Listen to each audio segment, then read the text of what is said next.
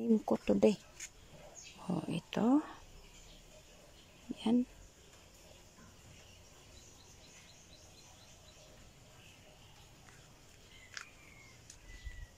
Dito to sa likod sa bahay ko.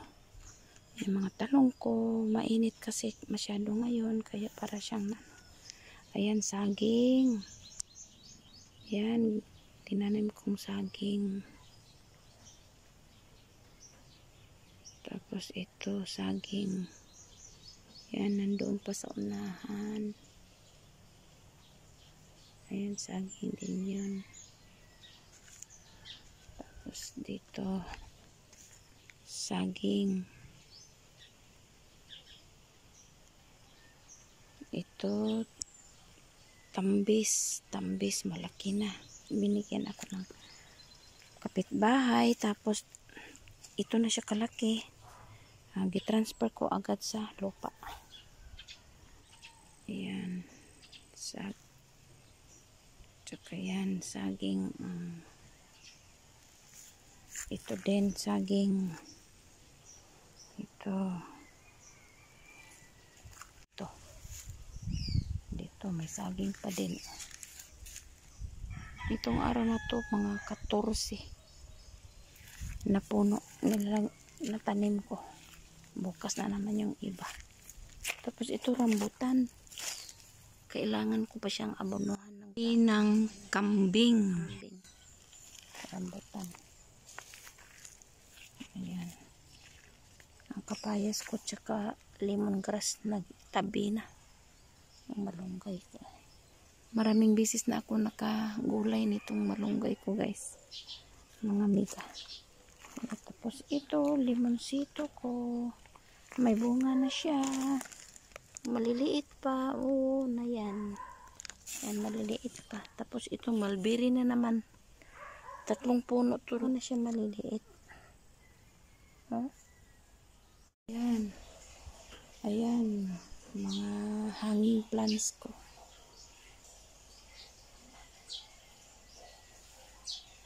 Ayan, hanging plants ko.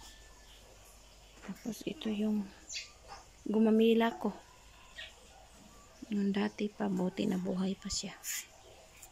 Ayan, buhay pa siya. Yung iba, katatanim pa lang. Katatanim pala ng ibang gumamila ko kasi yung dati, hindi lahat na buhay nung iniwan ko. Ayan.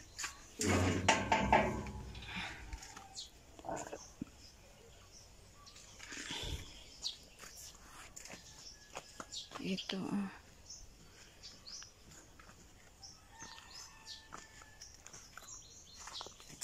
Tanim ko.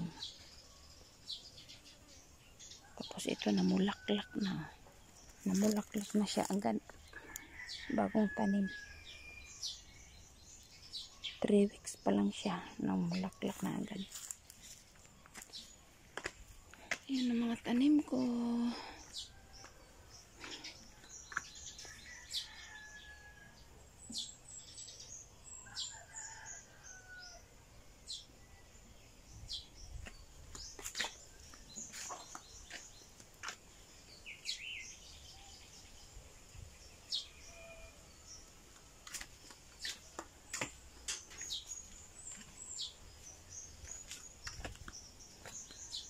Ang bulaklak ko.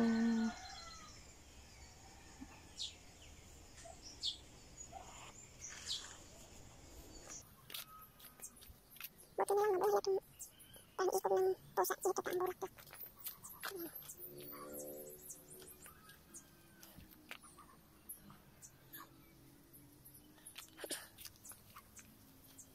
Mga bago pang tanim yung iba. Bago pang tanim. Yung iba ko, malaki na, marami ng bunga. Ilang bisi kasi nakabunga. Yung tanim ko. Pag mamulaklak na yung lahat, yun na yung inaantay ko. Ang ganda sa tingnan sa mulaklak na lahat. Yan, mulaklak na kaagad itong tanim ko. Yan, halos yellow lahat itong mga bulaklak. Ito yellow din ito ang bulaklak niya. Yan, mga yellow. Tapos itong mga ahito, ano to siya, maricol. Hindi maricol, ano tawag nito. Halo to siya, orange taka yellow itong bulaklak. Ito yellow ang bulaklak niya. Yan, yellow ang bulaklak nito. Parang din. Yung mga sweet honey.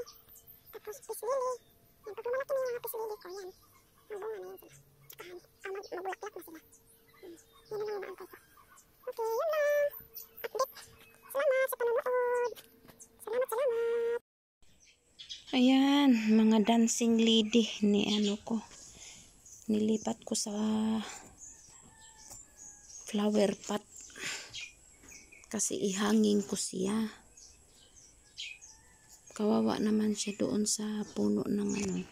Nilalagay ko lang siya sa puno ng gumamela ko para maka-absorb din siya ng pagkain ba. Galing sa ano, gumamela, makasopsop din siya ng pagkain niya. Kaso natabunan siya sa mga dahon ng gumamela kaya tinanggal ko at nilipat ko siya sa flower pot hanging. Ayan. Ilalagay ko na siya dito sa may likod. Yung mga bagong tanim ko yan. Dito sa tangki ng ulan. May tangki ako ng ulan guys. Nilalagay ko dito. Yan orchids ko na yan na karaan. Ayan. Ililipat ko rin yan siya. Mga bago.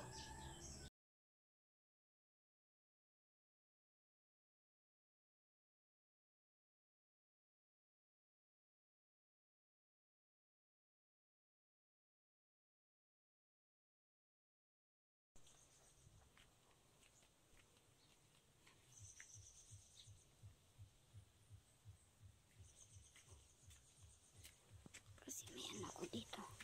Ayan. Katatanim lang ng ano ko. Orchids. Tsaka ito sabit ko din to.